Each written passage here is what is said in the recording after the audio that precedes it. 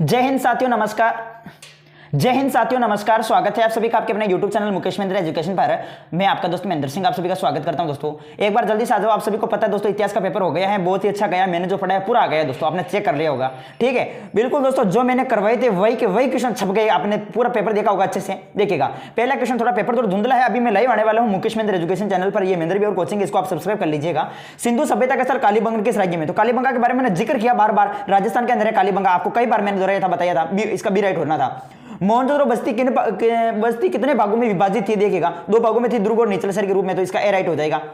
तीर्थ यात्री है स्वयंसांग, किस देश से आए थे? ये चीन से आए थे, इसका ए करना था आपको। उसी प्रकार से देखिए, गौतम बुद्ध सातकर्णी किस वंश से प्रसिद्ध शासक था? तो ये सातवां वंश से, नाम से पता चल रहा सातकर्णी मतलब सातवां वंश करना था। इसमें सब क्वेश्चन करवा रहा है। जैन परंपरा के अनुसार महावीर से पहले कितने तीर्थंकर? 23 तीर्थंकर हो चुके थे। मैंने बताया था 24वें तीर्थंकर महावीर स्वामी खुद है। ठीक है, अब यहां पर आपको ए सुमिलित करना था कि ए सुमिलित युग्म कौन सा क्या दे रखा है, कौन सा युग्म जो है सुमिलित नहीं है।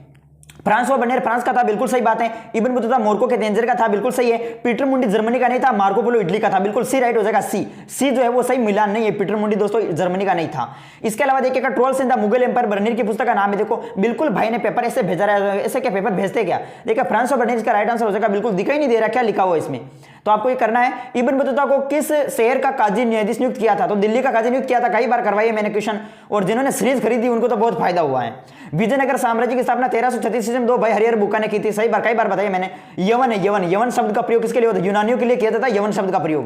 देखिएगा, बंगाल में इस्तेमाल बंदोबस्त 1793 में हुआ था। मैंने कई बार बताया था, आप सभी को पता होगा। निम्न में से कौन सा घटना सबसे पहले हुई? भारत छोड़ो आंदोलन 1942 में हुई। द्वितीय गोलमेज सम्मेलन आपके 1931 में, एस योग 1920 में, जलियांवाला बाग 13 अप्रैल 1919 को। तो सबसे पहले जलियांवाला, यानी इनमें से जो है सबसे पहले जलियांवाला बाग हत्याकांड हुआ था 1919 में। संविधान सभा के कुल कितने सत्र हुए? 11 सत्र हुए। कई बार मैंने क्वेश्चन लाइव में भी करवाया आपको। संविधान सभा निर्माण के समय भारत के संवैधानिक सलाहकार डॉक्टर भीमराव अम्बेडकर थे। बी एन राव, इसमें सी करना था आपको। ठीक है, बी एन राव करना था, बी एन राव। उसी प्रकार से बंगाल में इस्तेमारी बंदोबस्त कब लागू हुआ? तो 1793 हो गया। देखो ये क्वेश्चन रिपीट, ये बार बार पेज रिपीट हो गया। अब भाई ने पेपर ऐसे भेजा, मैं क्या कर सकता हूं दोस्तों? अभी मैं लाइव आने वाला हूं, वैसे विस्तार चर्चा करेंगे। आप कैसे कह सकते हैं कि सिंधु वासियों का सुदूर क्षेत्रों में संपर्क था? देखो एजुकेशन है, बिल्कुल सब करवा रखे हैं। पाटलिपुत्र को वर्तमान में क्या कहा जाता है? पटना। मातृवंशिकता का, जिसमें माताओं की चलती है। ठीक है, इब्न बतूता के अनुसार दावा डाक व्यवस्था क्या थी? आपको पता होगा दोस्तों, दावा उल्लू के बारे में देखा था। जो पैदल डाक व्यवस्था थी, पैदल डाक व्यवस्था, उसको कहा जाता दावा। ठीक है, हर 3 मील पर अवस्थान होते थे, जिन्हें दावा कहा जाता था। शेख निजामुद्दीन औलिया की दरगाह किस शहर में स्थित है? अजमेर में है शेख निजामुद्दीन औलिया की दरगाह। कई बार बताया मैंने। गोपुरम मंदिर के प्रवेश द्वार को कहते हैं भाई। देखो, मुकदम या मंडल के शब्द किसके लिए प्रयोग किया जाता है? कई बार बताया, नहीं बताया दोस्तों आपको? ठीक है, मुगल काल में जो मुख्य होता है उनको मुकदम या मंडल। 1929 का लाहौर अधिवेशन किस दृष्टि से महत्वपूर्ण था? ये देखो, अभी मैं लाइव आने वाला हूं, क्योंकि स्पेस नजर नहीं आ रहा। पीडीएफ दूसरी लेके आऊंगा मैं। गरीबों के साथ अपना तालमेल। देखो इस प्रकार से गांधी जी ने क्या किया था। ये देखो एजुकेशन था। इस प्रकार से सिंधु सभ्यता में जो बाढ़ है, बाढ़ कई बार बताया मैंने, चरट नामक पत्थर से बनाए जाते हैं। ठीक है, मंदसौर को देखो, मंदसौर को प्राचीन हम दसपुर नाम से जानते हैं। कई बार बताया मैंने, दसपुर करना था इसमें। देखिएगा, हम्पी का भग्नावशेष 1800 ईस्वी में, देखो एक अभियंता द्वारा खोजे गए हम्पी का भग्नावशेष। तो हम्पी का भग्ना कर्नल कोलिन मैकेंजी द्वारा खोजे गए थे। ये क्वेश्चन करवा रखे हैं। 1860 के दशक से पहले ब्रिटेन ने कच्चे माल के आयात की जाने वाले कपास के 3/4 भाग खालिस्तान से आता था। कहां से आता था वो यहाँ पर बताना था। साइक संधि देखो 1798 बंगाल में, आपको पता होगा।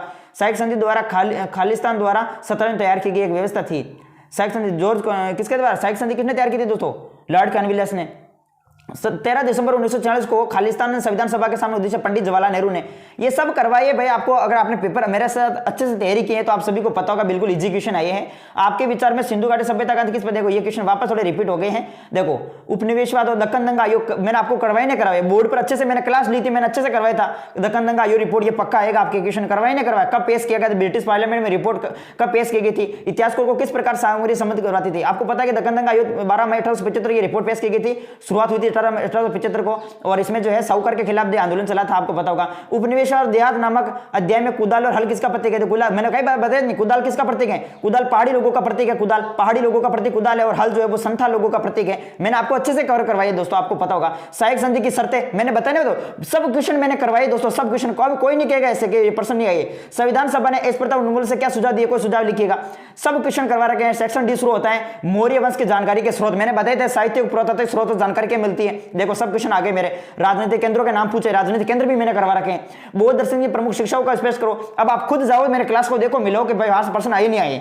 ठीक है, वैष्णववाद का विकास किस प्रकार हुआ? ये सब क्वेश्चन। मुगल कालीन भारत में कभी किसान, और यहाँ पर थोड़ा नजर नहीं आ रहा है, पता नहीं क्या लिखा हुआ है क्योंकि देखो ये धुंधला है, इसलिए मुगलकालीन भारत में पंचायत के कार्यों की विवेचना करनी थी। 1857 का आंदोलन किस प्रकार हुआ, वर्णन करना था, ये देख सकते हैं। और निबंधात्मक रूप में मैंने आपको बताया था ना निबंधात्मक क्वेश्चन कि बाबा गुरु नानक के बारे में अच्छे से पढ़ लेना, इनकी शिक्षा पढ़ लेना अच्छे से, आपके बीच बना अल्लवार नैना संत आ गया, देखो ये क्वेश्चन भी, ठीक है। भारत छोड़ो आंदोलन, देखो मैंने भारत छोड़ो आंदोलन, असहयोग आंदोलन के बारे में बोल रखा था आपको, तो भारत छोड़ो आंदोलन, सविनय अवज्ञा आंदोलन यहाँ पर आ गए, देखो, ठीक है। तो ये देख सकते हैं दोस्तों, इस प्रकार से था ये आपका पेपर। अब मुझे और पता नहीं कितने और आगे क्वेश्चन आए, लेकिन देखो ये भैया ने ऐसे ही भेजा पेपर पीडीएफ बना के, तो मैंने इस प्रकार से किया दोस्तों। चलो मैं अभी अब ले आऊंगा मुकेश महेंद्र एजुकेशन, उस पर मिलते हैं, तब तक आपने प्रमुख छोटे छोटे क्वेश्चन देख लिए होंगे अच्छे से। ओके, मिलेंगे, जय हिंद जय भारत।